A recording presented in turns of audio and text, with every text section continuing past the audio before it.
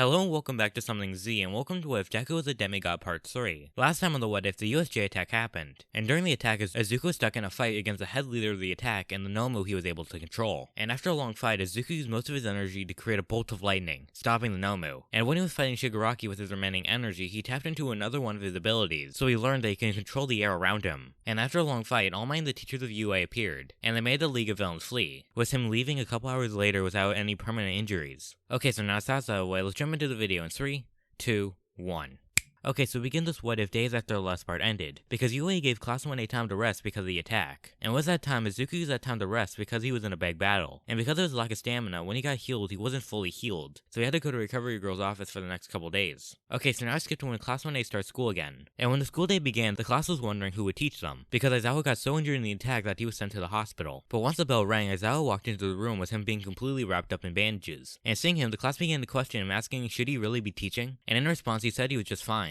But he actually has important information he needed to tell class, which was they will be having the sports festival in a couple weeks. And hearing this, the class was hesitant about whether they should even have a festival because they were just attacked. But hearing this, Aizawa rebutted by saying that sports festival is the most watched event of the year, and that if they don't have a festival, they will be sending out a message saying that they can't be stopped after one attack, which could lead to even more crimes in the future. And seeing that there's no more point in arguing, Class 1A decided to close their mouths, and they just went along with it. Okay, so now we skip to later that day, and once the school day was done, Izuku ran into the woods, and after around half an hour of walking, he made a Chiron. And when he knocked on the door, the centaur opened and he asked what did Izuku want. And he asked had something come up. And hearing this, Izuku walked into the horseman's house. And when he sat down, he began to explain what had happened during the attack, with him explaining what he was able to do during the attack, which was being able to manipulate the air around him, launching himself. And once he was done with the story, Chiron told him that he must have gotten more of Zeus's abilities than they both had originally thought. So he then grabbed his bow and a quiver of arrows that were lying right next to the front door of the house. Then the two walked over to the training area. And when they got there, they began to train with Izuku spending a week on getting better at manipulating the air through different parts of his body. Because yes, at the start he could manipulate the air, but from where he originally started, he could only manipulate the air through the bottom of his feet. So by the end of the first week, Izuku learned how to shoot out air from both of his hands and feet, allowing him to either blast his foes away or he could use it for better mobility. But on the second week, Chiron told Izuku that he would need to get better at using it in combat. So Izuku began to do fight training for the entire week with Chiron watching. And after a couple days of training, Izuku was able to learn that not only was he able to shoot out air blasts from his body, but he could also control and create air currents around him, which he can use for extra defense or evasive maneuvers. So on the final day before the festival, Izuku did some final training with Chiron, which was Chiron was shooting volleys of arrows at Izuku. And with the air currents, Izuku was able to move the arrows out of their trajectory just enough so they wouldn't hit Izuku. So once Izuku was done with the training, Chiron wished him luck on the festival the next day, and he told him that he should go all out and try his best. Okay, so now we skip to the next day, before the festival. And currently, Class 1A is hanging out in the waiting room, waiting for the festival to actually start. And because Izuku has a quirk that includes super strength as one of his abilities, Todoroki walked up to Izuku and he told him that he would defeat him, so he can prove to a certain someone that he doesn't need his fire side to be strong. And before Izuku could even respond, the festival started, so Ida told everyone to walk into the stadium. And because Izuku's gloves counted as something extra, he couldn't wear them. So for the festival, Izuku doesn't have his special gloves. And when everyone was there, Midnight, who was their main instructor, told them that they will be doing an obstacle race. And when she was done talking, everyone lined up in front of a big hallway. And once everyone was lined up, the race began, with everyone running through the hallway at the same time. But when Izuku was somewhere in the middle of the group, Todoroki froze the ground under all the racers. But right before I was able to get to Izuku shot himself into the air using his air manipulation to launch him around 10 feet into the air, and he launched himself into a wall. Then once Izuku landed on the wall, he launched another wave of air under his feet, launching him towards the exit of the hallway, with him just barely being able to land in front of where the farthest person that was stuck to Todoroki's ice was placed. And when he landed, he was also one of the people who was at the front of the group, with Todoroki being just barely in front of him because he was already in the front of the group before he even placed the ice. Then after some time, Izuku was able to catch up. But the second he did, robots from the entrance exams began to appear in front of the runners. And seeing this, Izuku ran towards the robots that were in front of him and he began to place his hands on the robots. And when he made contact, he would overload the robots with his electricity. And whenever he did this, the robots would malfunction and they would fall to the ground. And because Izuku was distracted on helping everyone by getting rid of the robots, he somewhat slowed down. However, Todoroki kept on running. And after Izuku took down a decent amount of the robots, Izuku started to run after Todoroki. And after a couple minutes of running, the group came across multiple zero-pointers which blocked their way.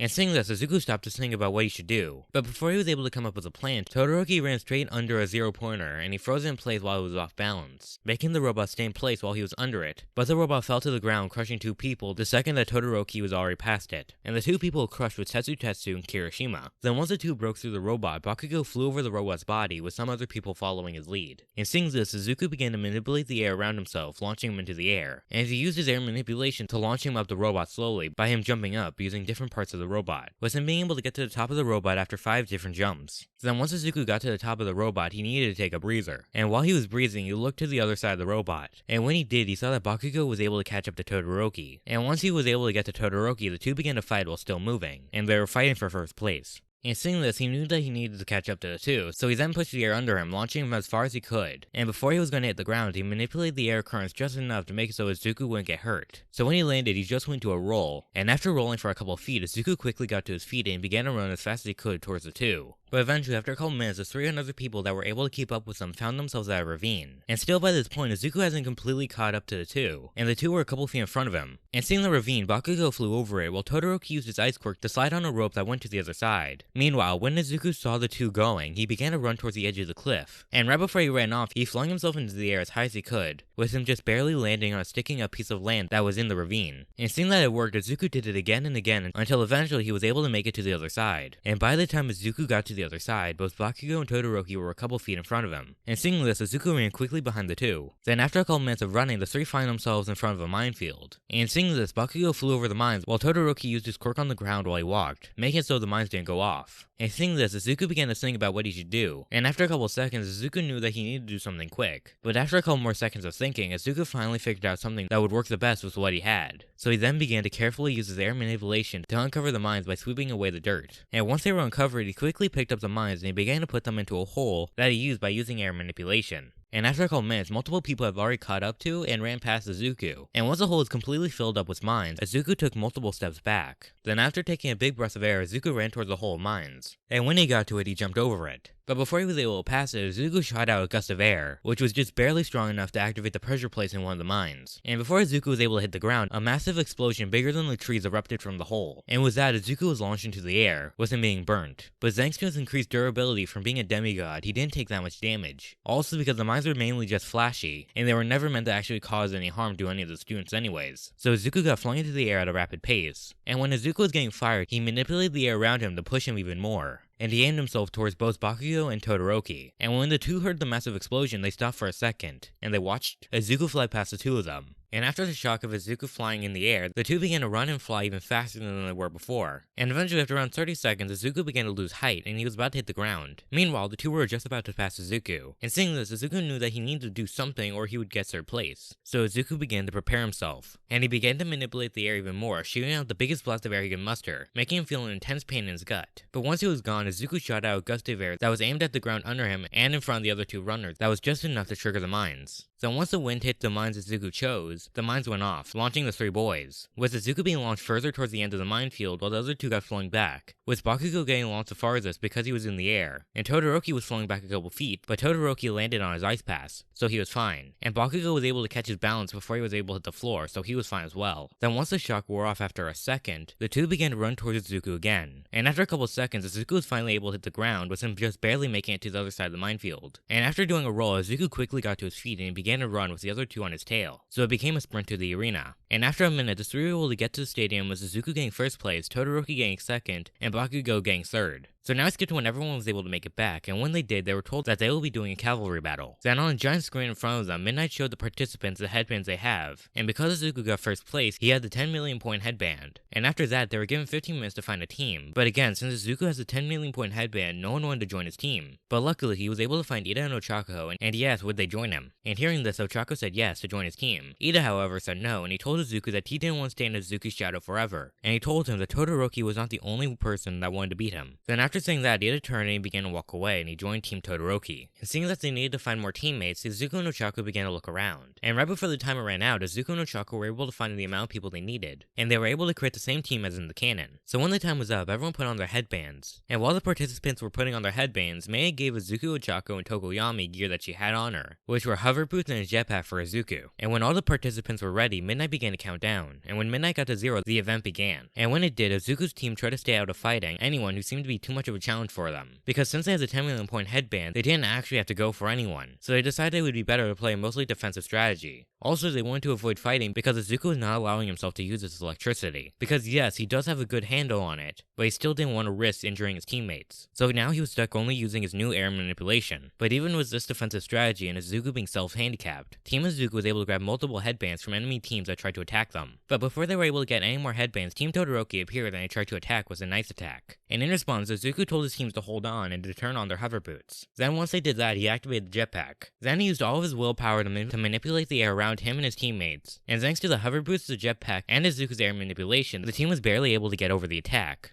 with them landing right after the ice passed them. Then when the team was hovering over the ground, Izuku and his team stayed on the left side of Todoroki and his team, because with that, Todoroki couldn't hit them with his quirk without hitting his teammates. And they tried to play a defensive strategy and they tried to wait out the clock. But after a couple minutes, Ida decided that he needed to go all out, so he told his teammates to hold on. Then after a couple seconds, Ida's engine began to shoot out flames, with them eventually becoming blue after a couple seconds. Then once he was ready, Ida shouted reciprocal burst. Then before Izuku and his teammates were able to react, Team Todoroki was able to appear in front of Izuku and they were able to grab the 10 million point headband. Then once they grabbed it, they kept on going, with them appearing a few feet behind Izuku. And seeing this, Team Izuku knew that they needed to grab the headband back, because for this whole event they were playing mostly defensive, so they didn't even have enough points to pass in the next event, even with all the headbands they were able to grab from other teams. So Team Izuku began to hover towards Team Todoroki at high speed, with Izuku manipulating the air to push his team even faster. And while they're speeding towards Team Todoroki, Todoroki fired ice attack after ice attack, which they were able to dodge because Izuku was able to use his air to push them out of the way of the attacks just in time. And after some time, Team Izuku was able to get to Team Todoroki, and once they were able to get right in front of them, Izuku reached out to grab the 10 million point headband. And when Todoroki tried to block Izuku's attack by putting up his arm, Izuku knew that he needed to stop holding back, so he tried his best to slowly electrify his arm. And when the two made contact, Todoroki got electrocuted, and Izuku got ice forming on his forearm thanks to Todoroki. But even with the ice, Izuku was able to move faster than Todoroki, and he grabbed the headband that was on Todoroki's neck. Then once he pulled the headband, Izuku used a decent amount of his energy to make a gust of wind strong enough to launch Team Izuku back, making them appear a couple feet away from Team Todoroki. Then once they were far away, Izuku looked in his hand so that after he read the headband. And when he did, he found out that it wasn't actually the 10 million point headband, and instead it was a headband that was still too little for Team Izuku to pass. So seeing this, Izuku knew that he needed to grab another headband. So Team Izuku began to speed towards Team Todoroki again, while there was only a couple seconds remaining. And they were able to get close to Team Todoroki, but before Izuku was able to get to Todoroki's headbands, the time ended. And when it did, Izuku began to apologize to his team for not being able to get the headbands they needed. But while he was apologizing, Tokoyami told him to look at the leaderboard. And when he did, he saw that they somehow got enough points to pass. And when Izuku looked back, he saw Tokoyami holding onto a new headband he just got off of Todoroki while he wasn't paying attention. And after this event, the students had a lunch break. And because Izuku doesn't have one for all, Todoroki doesn't have his conversation with Izuku. So instead, Izuku just rested. Okay, so now we skip to when the lunch break ended. And when it was done, all the participants that were still in the event went to the center of the stadium. And waiting for them was Midnight with a giant screen right next to her. And when all the first years got to the stadium, Midnight told them that the next phase of the festival will be 1v1s. And after the names of the matchups were revealed, Ojiro and someone from Class 1B forfeited, because they both felt like they didn't deserve it. And after they changed the names of the people in the brackets, the students that were in the first match went to the prep rooms to prepare themselves for the match. And the matchup was Izuku and Shinso, while the rest of the students went over to the bleachers to watch. And while Izuku was preparing himself, Ojiro walked into the room and he began to tell Izuku about Shinso, and what his quirk seems to be. And by the time Ojiro was done talking, the match was about to begin. So Izuku then began to walk to the stadium while Ojiro went to the bleachers. Then after a couple minutes, Izuku showed up at the arena in the stadium. And once both Shinso and Izuku were ready, Midnight began to count down. And when she got to 0, the match began. And when it did, Shinso began to tell Izuku that Ojiro was an idiot for quitting so easily, and that if he gave up so easily, then he shouldn't even try to aspire to be a hero. And hearing this, Izuku got enraged, and he began to speed walk towards Shinso,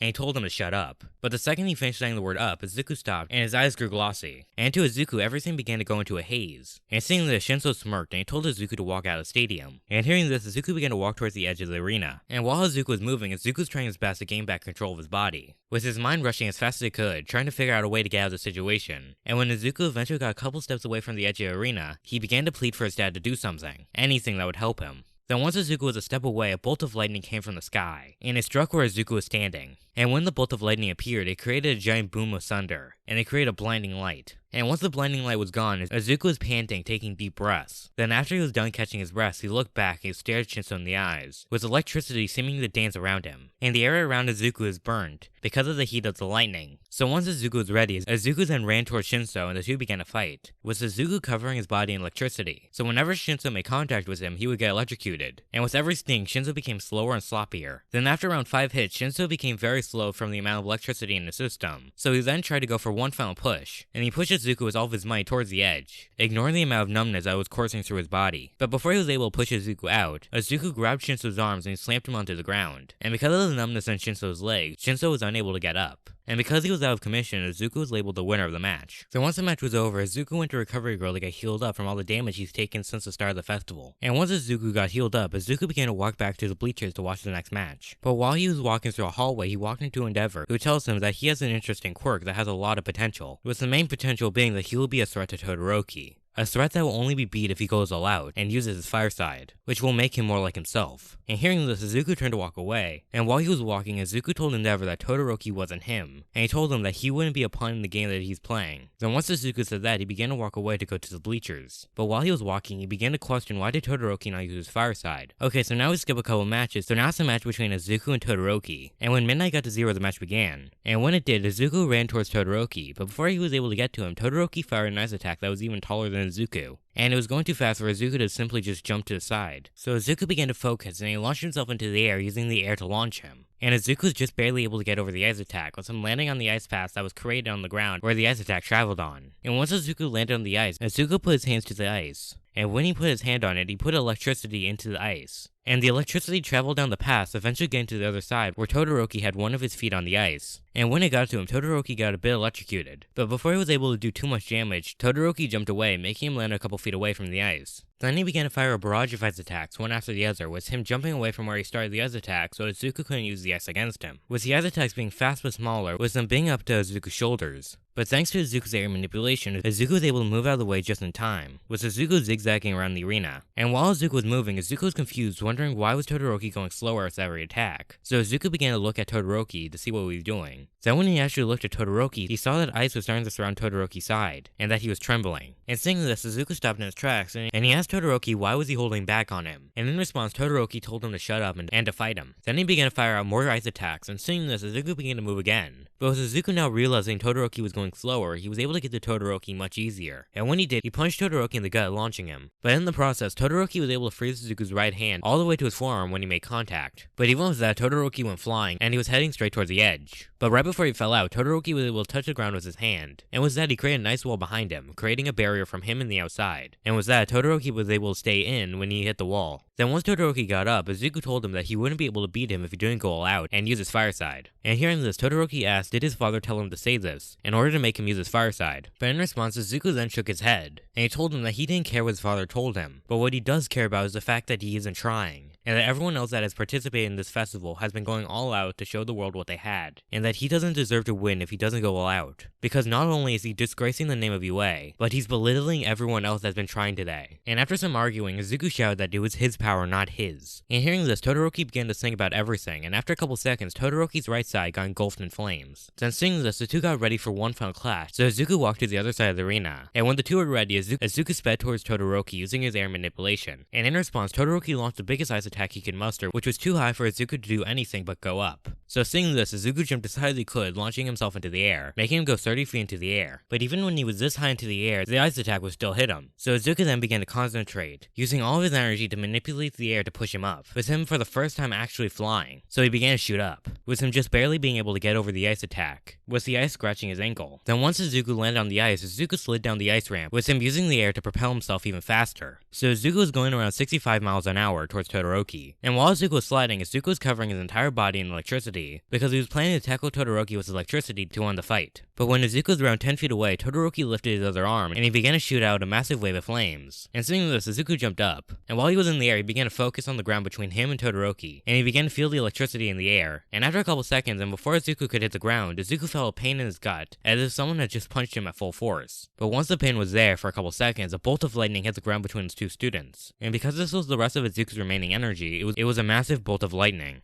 And because of that, an explosion goes off, blasting dirt, cement, and chunks of ice around the arena. And because dirt was flying everywhere, and because of the blinding light, no one could see what was happening inside the arena. And when the dirt settles enough, they see Zuko leaning against the wall, passed out, with him after a couple seconds falling to the ground outside the arena. Then after a couple more seconds, the crowd saw Todoroki still in the arena, and thanks to his ice from earlier, he was able to stay in. And because Todoroki was the only person stuck in the arena, Todoroki was declared the winner of the match. Then once it was declared, people with stretchers appeared, and they took Zuko to Recovery Girl's office to get healed. And while Zuko was getting getting healed, the rest of the matches took place with the results of each match being the exact same. So now we skip to when Claus was back into the classroom after the festival was over. And when Aizawa was sure everyone was back, he announced that they will have 2 days off to relax. So now he skipped to when the 2 days were over. And when the class began, Aizawa showed the results and how many offers every student got for their hero work studies. And this time, Izuku got more requests because he showed how powerful he and his court could be. But before the class was able to choose who they wanted to intern for, Midnight walked into the room. And she told them that they will be coming up with hero names. And the name Izuku chose after some time was the warrior hero, Heracles. I don't know, come up with a better name in the comments. Then once the class came up with hero names, they began to look at the agencies they wanted to intern for. And after hours of looking, Izuku decided to join the Pro Hero Gunhead's agency for the internship, because he believed that it would be more beneficial to learn how to fight better, especially with him trying to learn how to get even better with his air manipulation. Also because he was sent an invite. So now we skip to when the internships were about to begin, and right before they went on the train to where the internships were, Izuku no Chako walked over to Ida, who was walking to his train, and they told him that they were his friends and that he could tell them anything. And once they were done talking, Ida just nods his head, and he turns to walk away to his train again. And after he walked away, the two walked over to their train. So now we skip to when the two got their temporary room set up. And when they were done, Gunhead took Izuku no Chako out for a patrol around the city. And while the two were on patrol, Gunhead asked the two students what their specialties were and what their weaknesses were, so he could figure out a proper way to train them. And hearing this, Izuku told Gunhead all of his abilities. And hearing this, Gunhead began to think about what he should do for Izuku. And after they were done explaining, he told them what a true hero should be, which is someone who does selfless acts who also have power to back them up. And afterward, the two were given the rest of the day off to get their bearings around the new area, and to get to know the people in the agency. Then the next morning, their training began with some practicing proper fighting form. Then after the lunch break, Izuku had to fight multiple people in the dojo using what he just learned. And he could only use his air manipulation, because that's what he needs to practice on the most. And with that, Izuku learned to increase the powers of his air blasts, and the power of the air he was able to manipulate. But he also learned that he didn't have to make his air just go straight, but he can make it go around. So he can make somewhat of a mini tornado around himself, that can't launch people and throw them around, but can make people go off balance, and make it so they have a hard time being able to move. And Izuku kept doing this training for the whole internship, so he can only keep his mini tornado up for about 5 minutes before he feels like he's on the brink of passing out. But sadly, the day before the internships ended, it was announced that he had died in Hosu, presumably because of the hero killer, because right next to him was a hero native, who was also found dead. And that's my What If. I hope you enjoyed it, and I hope to see you next time on Something Z.